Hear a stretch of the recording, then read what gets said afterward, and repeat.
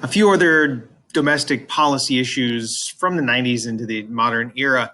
One of the biggest ones is the idea of globalization. Now, you can see the word globe in there. And what this means is that the economies around the world are beginning to become more interconnected. And since the 1990s, we can see that there's a decrease in worldwide tariffs and in some cases outright free trade. And you can see here that this is a map of NAFTA. Now, NAFTA means North American Free Trade Agreement. And what that means is that goods and services produced between Canada, the United States, and Mexico don't have a tariff when they change borders.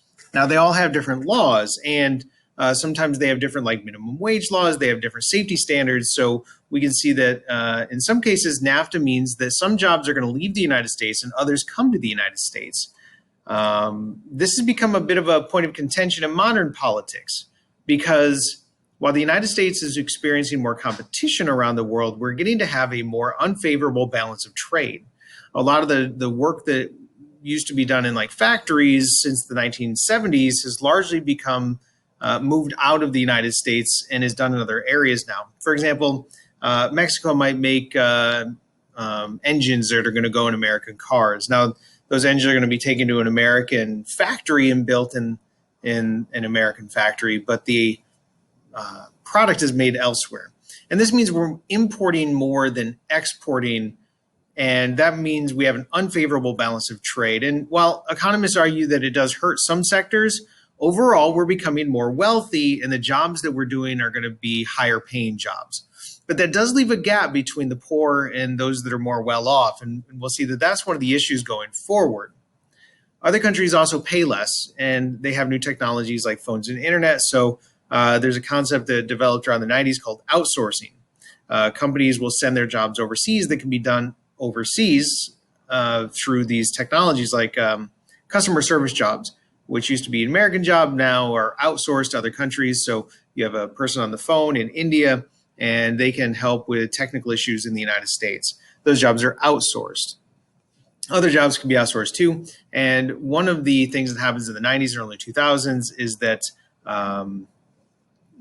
particularly Democrats were going to feel the pinch of the NAFTA because it was a Democrat, Bill Clinton, who supported NAFTA, and that left many working class people feeling like their jobs had been sent elsewhere. You can see that here, right? In this cartoon, the working person is out of work because their job went to Mexico.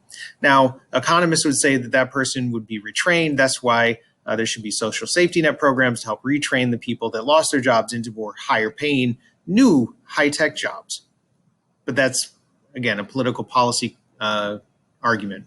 Now, the United States is losing manufacturing jobs. We're also seeing a shift in demographics because most of those factories were what we'd call the Rust Belt. That's Ohio, New York, Pennsylvania, places where they used to make steel, but now that steel is rusty. Get it? All right. So those people are moving from the north into the south and into the west, which we're going to call the Sun Belt because it's sunny there. So you can see the jobs are leaving up in this area, but the jobs are the people are moving down into places like Florida and South Carolina and over here into New Mexico, Arizona, and California. So as the population changes, those states are getting more important politically. They're gaining votes. Meanwhile, the other states are losing votes. So the South and the West are becoming more important politically. There's some changes in education. For example, No Child Left Behind, and then that was under the Bush administration. There's a lot of stuff going on there.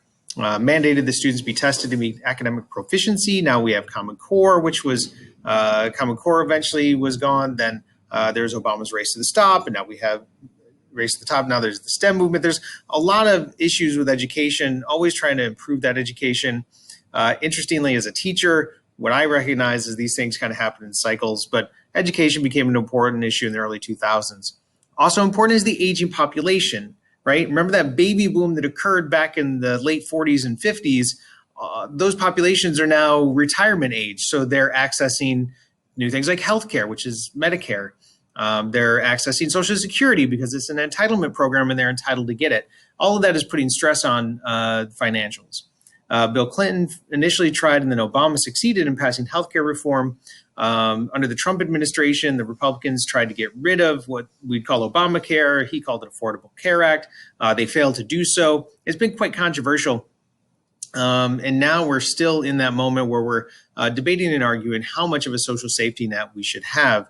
And I think, that's it for this. And I think that's the last for content.